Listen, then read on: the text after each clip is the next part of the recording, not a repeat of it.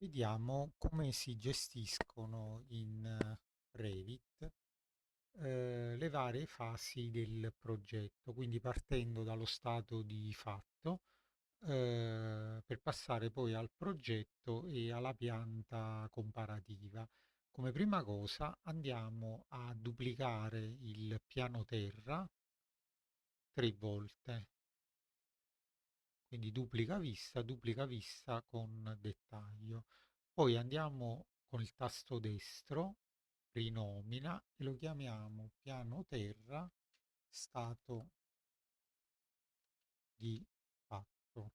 Quindi rinominiamo il primo piano terra come stato di fatto, il secondo piano terra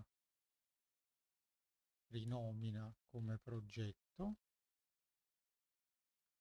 e il terzo lo rinominiamo come comparativa.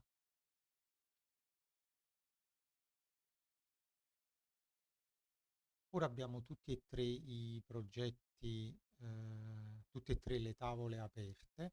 Andiamo su Vista e clicchiamo su Vista affiancate in modo tale che si vanno a posizionare, diciamo, tutte quante nella stessa vista. Ora, prima di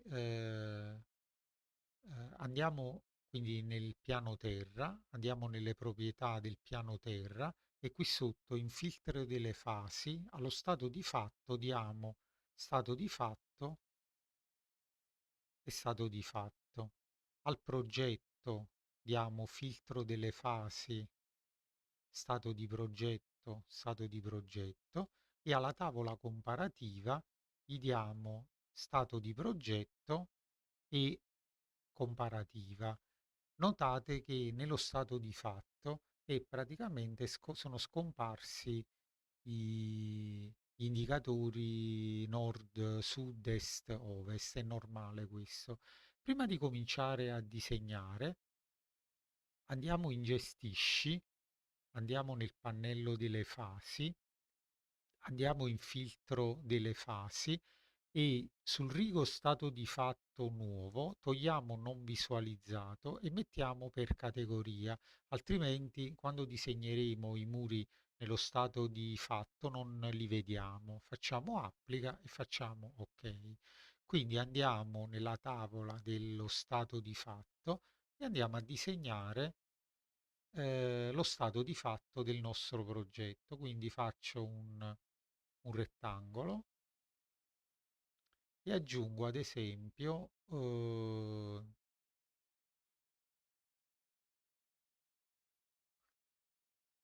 muro così al centro di questo elemento e un altro muro al centro di questo elemento. Nel frattempo vedete che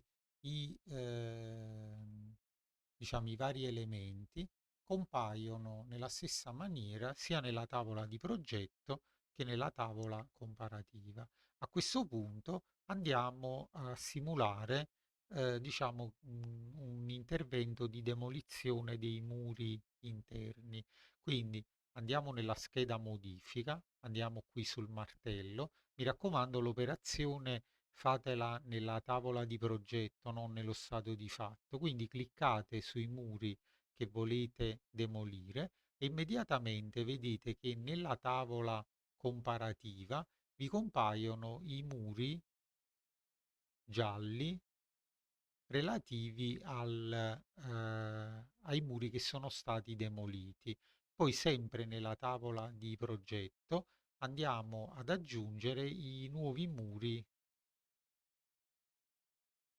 progettati e vedete che nella tavola comparativa questi muri appaiono come rossi, quindi il programma è già impostato per avere le regole adatte per la colorazione del disegno. Anche se vado a inserire per esempio una porta in un certo punto e la vado a demolire, quindi martello demolizione, vedete che vi appare la porta di colore giallo e il muro che verrà poi riempito di colore rosso. Tutte queste regole sui vari colori si trovavano qui in questa tabella fasi in sostituzione grafica, dove qua decide a secondo della fase in cui voi vi andate a posizionare se deve farvi vedere gli elementi con quali colori.